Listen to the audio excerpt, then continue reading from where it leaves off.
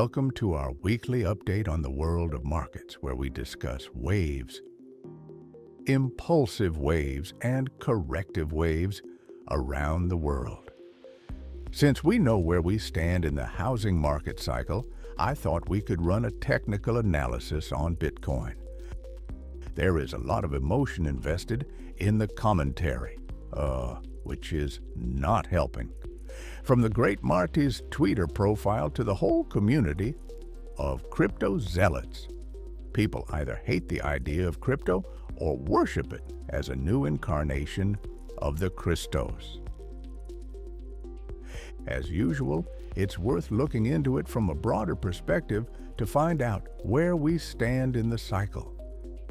I see two scenarios brewing over the years. First one suggests we are entering the final wave 5 of the final wave 5 that will conclude the cycle. The other one assumes we are in the middle of the cycle, finishing off the most potent wave 3, which started in 2019 and had its own wave 3 peaking in November of 2021. Makes perfect sense, as it was fueled by the pandemic funny money. Now that the M2 is dropping, we are about to see a decline in all markets, including crypto.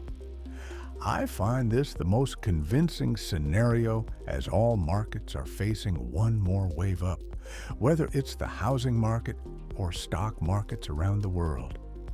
It would require a huge injection of liquidity to get it started, something resembling the pandemic actions. And I see a perfect candidate for that. War bonds. As the war drums sound all around us, that should create an enormous inflation and goose up all markets.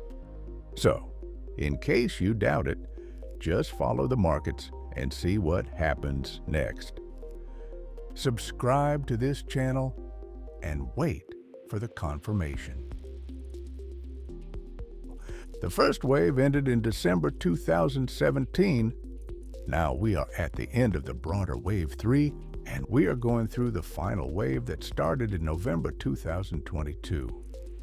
The final wave seems to be much more complex than the previous ones, especially the final stages of the last wave 5. We are not yet seeing the splicing and dicing as it normally takes place in the Forex market, but it may come in the last wave 5. It looks to me we have bottomed, or we are about to, with the incoming drop in S&P, meaning we are going to conclude wave 4. What should we expect next? The final wave up. We'll see whether this incoming wave starts splitting. I just need to emphasize this is the final wave of the final wave that we are going to start. Often it goes to stratosphere if the conditions are right and previous waves are relatively simple. What comes after is going to disappoint a lot of people who believe in digital nirvana. But first, let's make sure we have bottomed.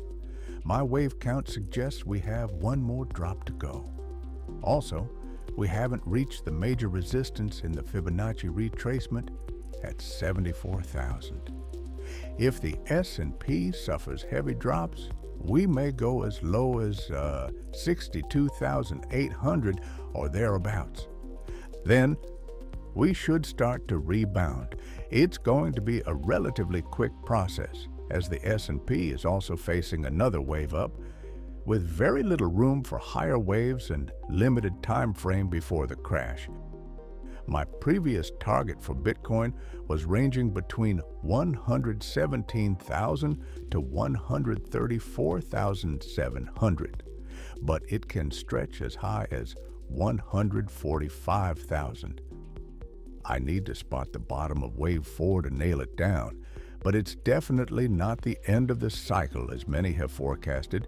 There is more fuel in this tank, especially if we haven't reached some of the major Fibonacci levels. So if you want to find out where it all ends, watch another episode of World of Markets where we address the S&P in order to pinpoint the potential top and its timing. It's going to be truly epic.